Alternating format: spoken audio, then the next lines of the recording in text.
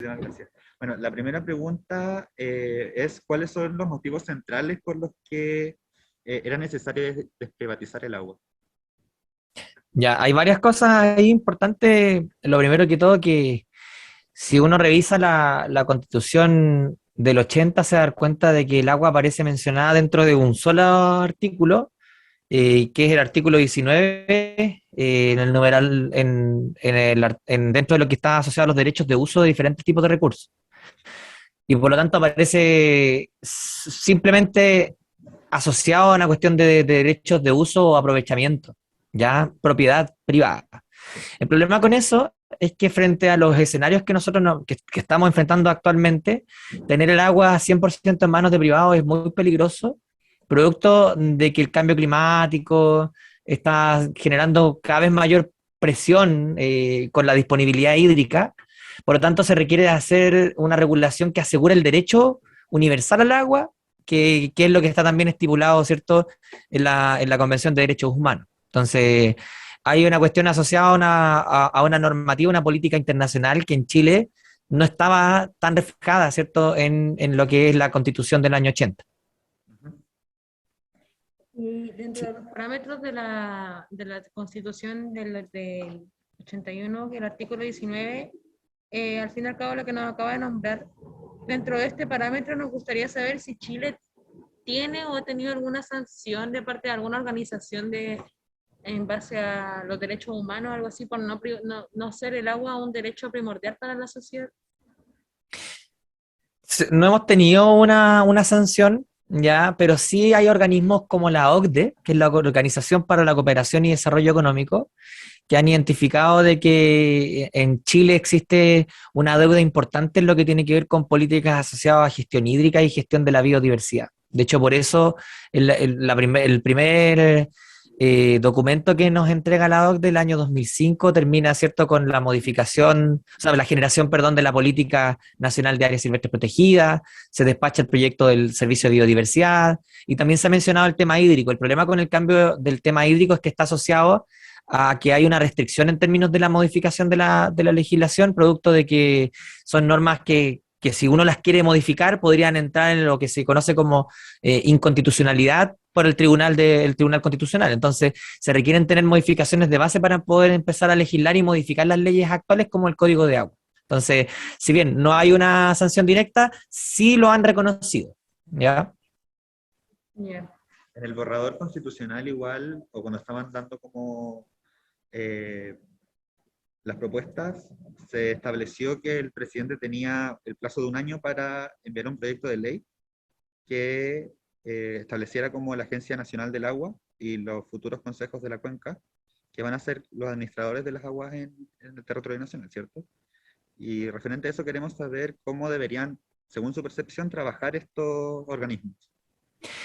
En la Constitución aparecen detalladas varias de las potestades que van a tener, ¿cierto?, estas instituciones. Una institución que es a nivel nacional, que va a reemplazar o reemplazaría a lo que es la DGA, la Dirección General de Agua, y eso se desagrega en términos descentralizados a escala de cuenca como unidad mínima de análisis. Entonces, lo interesante es que pasamos de tener una institucionalidad muy centralizada que nos genera un análisis importante de los caudales hidrológicos. De hecho, no hay actualizaciones de los caudales hidrológicos en Chile. Los caudales que nosotros tenemos, por lo menos en la cuenca de Santiago, son de los años 80, 70, son muy antiguos, de prospecciones antiguas. Por tanto, no hay una actualización generada por el Estado en términos de cuáles son el nivel de los pozos, etcétera. Entonces, contar con una institucionalidad, ¿cierto?, más nueva va a permitir generar nuevos tipos de balances hídricos y también bien tener una gestión a escala de cuenca, porque obviamente si uno compara, por ejemplo, la situación que tiene la cuenca del río Loa, Petorca, con la que tiene la cuenca del Maule o Tolten, son muy diferentes. Entonces, yo creo que eso es el cambio más fundamental, el cambio de que hablamos de una institucionalidad que tiene un nivel de gestión y planificación territorial a una escala que hidrológicamente es mucho más óptima, que sería la cuenca. Yeah. Pero ojo, una cosa importante, se supone que la Constitución lo único que va a dar es el pie para generar el proceso de legislación. Entonces, después viene todo este proceso que se tiene que llevar a cabo en la Cámara, que va a ser el de discutir la ley, ver cómo se va a cambiar, qué va a pasar con los derechos de agua, etcétera. Entonces, la Constitución lo que hace en realidad es hacer un rayado de cancha y decir cuál es el objetivo hacia el cual debiera apuntarse. En este caso tiene que crearse, ya porque está por normativa constitucional, pero cómo va a funcionar, cómo va a operar desde el punto de vista práctico en la realidad, eso se va a definir con la ley específica que se apruebe después. Ujú. Y según su percepción, ¿cómo deberían administrar las aguas estos organismos? Deberían administrarla en base a lo que menciona la nueva constitución, que habla primero que todo de salvaguardar el acceso universal al agua, que eso es lo principal, ¿ya?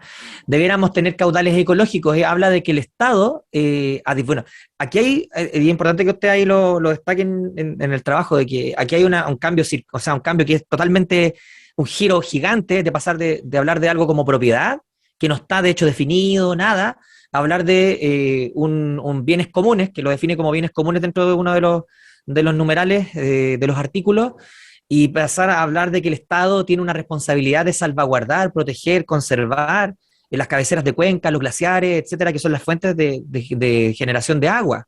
Entonces, eso es fundamental. El Estado se va a hacer cargo de protegerlo, ¿ya? Por lo tanto, lo que vamos a tener primero, lo que debería existir es un cálculo de los caudales hidrológicos, o sea, caudales ecológicos, digámoslo así, cuánto es la cantidad de bombeo que se podría sacar de forma sustentable y en base a eso distribuir los derechos de uso, que en realidad van a dejar de ser derechos de agua, sino que tienen una nomenclatura diferente que habla de utilización, ¿ya? Pero no de apropiación, que es distinto. Entonces, aquí hay una cuestión también importante que toda la gente dice, no, es que va a quedar la escoba porque los capitales se van a ir. No, en realidad lo que se va a hacer es normar, cosa que no se agote el recurso, si eso es lo que se quiere hacer.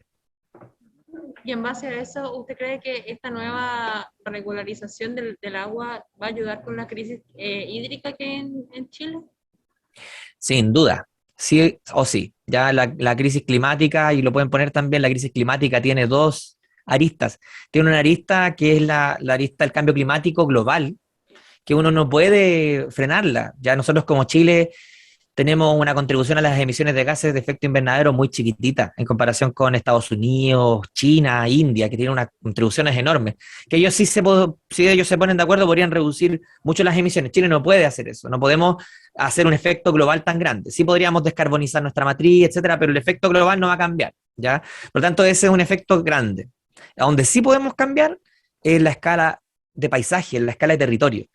Por ejemplo, las plantaciones forestales de pino generan una desertificación importante en los territorios, eso está comprobado. Hay estudios publicados que indican que si tú tienes más pinos en las cuencas, tienes menos agua. Y eso dice relación por el uso enorme que hacen estos pinos y cómo sacan la humedad desde las napas subterráneas a la atmósfera. Entonces, lo que sí podríamos normar es planificar territorios que capturen una mayor cantidad de agua. Por ejemplo, territorios con mayor cantidad de bosque, que existan cuotas de bosque nativo, y eso cuando tenemos ya una gestión a escala de cuenca, y que como va la nueva constitución, que va en un enfoque de conservación, un enfoque ecológico, de hecho pasamos a ser un estado ecológico, que es una cuestión revolucionaria en América Latina, súper novedosa. Sin duda que va a ayudar a tener un efecto más mitigado de lo que es el cambio climático global. Sí o sí. Delante usted hablaba sobre las personas que poseían, ¿cierto?, los derechos como privados del agua. ¿Usted sabe lo que ocurrirá con eso, las personas que tienen como esa... En términos prácticos, eso tiene que dirimirse. Lo que pasa es que hay varios diferentes documentos legislativos. Lo primero, ¿cierto? La Constitución va a determinar que se haga la ley, o sea, una política, una ley. Pero hay reglamentos también, y por ejemplo, lo que ocurre también en escalas más chiquititas, reglamentos, incluso ordenanzas. Entonces, ese tipo de cambio se va a tener que ver cuando se haga la ley y cuando se hagan los reglamentos de utilización. Yo creo que van a haber reglamentos de utilización de agua.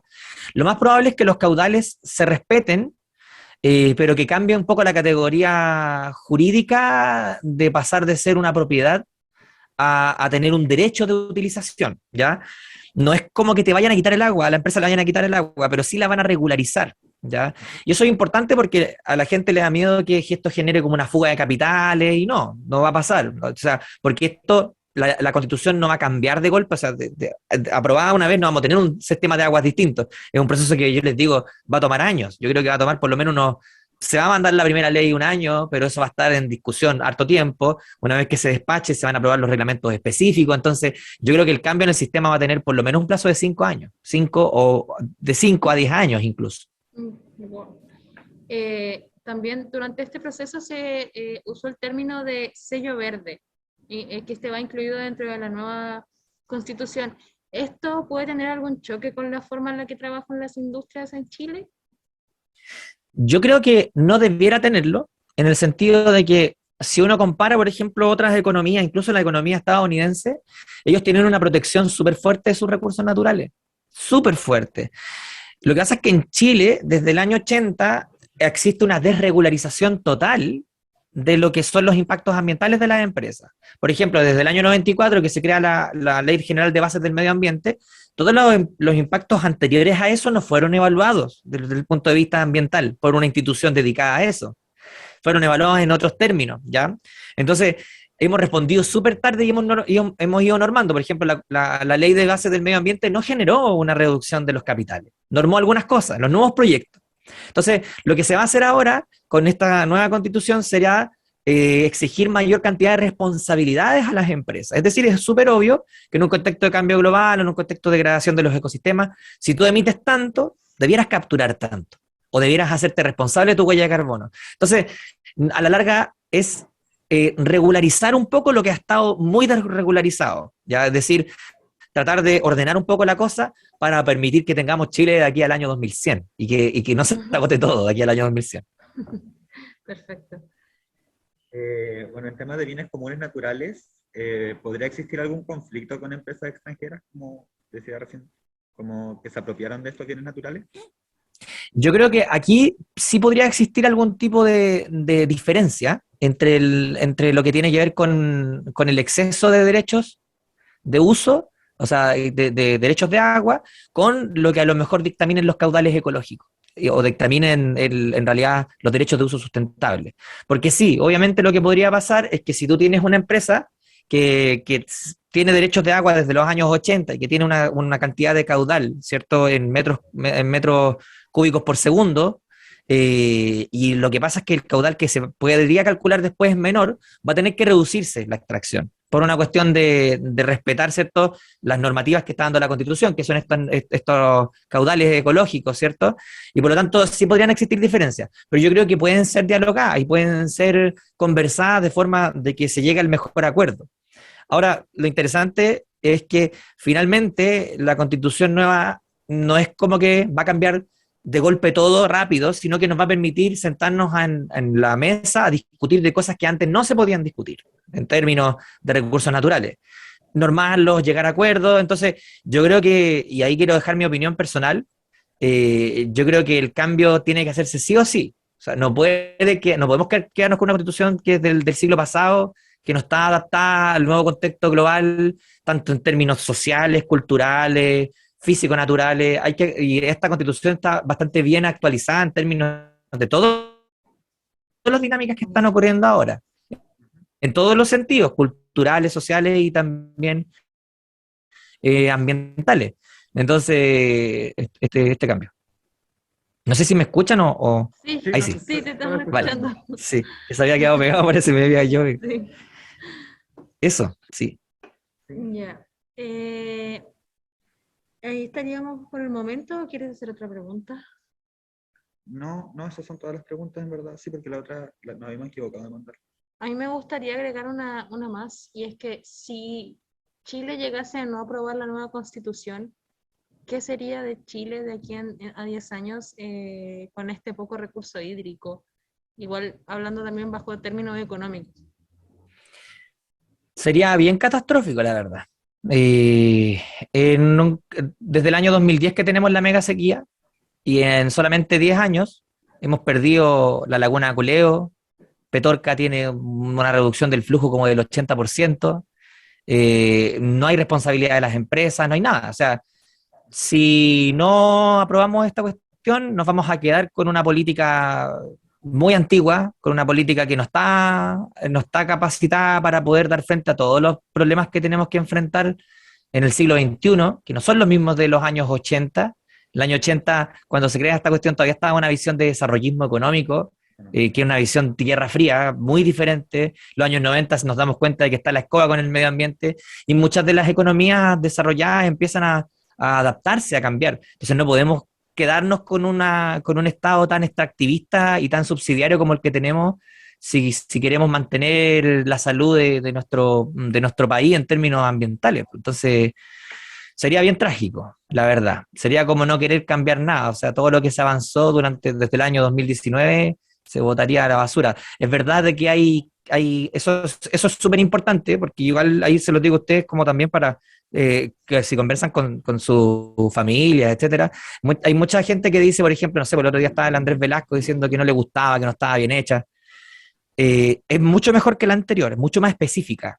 Sí tiene algunas cosas que se pueden mejorar, pero existen leyes de reforma constitucional. Es decir, no aprobarla sería quedarse con lo mismo. Si aprobamos esta y hay cosas que a la larga no nos gustan, sí se pueden legislar y modificar, ¿ya? Y esta constitución no es tan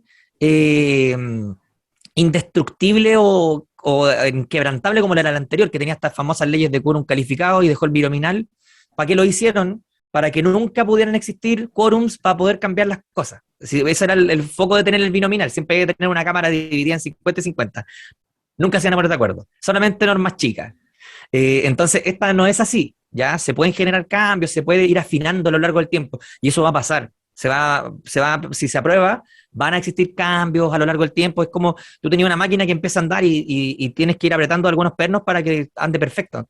O a echarle más aceite. Entonces, la campaña del terror del rechazo en realidad es una campaña de desinformación, para mi gusto. Yo que trabajo en temas ambientales, yo les podría decir eso con propiedad, por lo menos es lo que dice relación con las normas ambientales de la nueva Constitución.